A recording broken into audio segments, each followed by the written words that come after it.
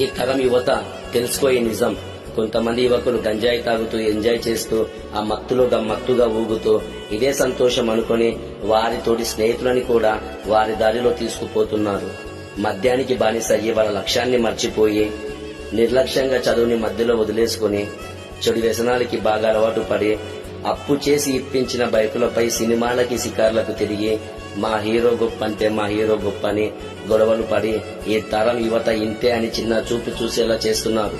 స్వచ్ఛమైన ప్రేమని కూడా ఆడపిల్లపై మోజుతో వాళ్ళకి ఉన్న ఏజ్ని మర్చిపోయి ప్రేమ అనే ముసుగులో మోసం చేస్తూ మోసపోతూ ఈ జీవితం నాకు ఇక వద్దు అని జీవితాన్నే కోల్పోతున్నారు.